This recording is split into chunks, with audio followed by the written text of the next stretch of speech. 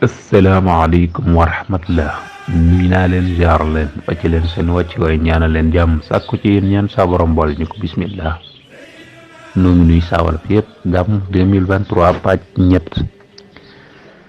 Sëriñ Tuubaa nee na képp ko def alalam ci guddi juddum yool Makka te yàlla rekk tax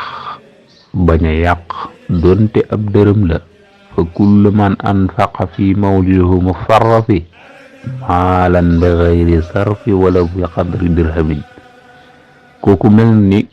ku teewe xareb Xunayni ànd ak muñ tartar yi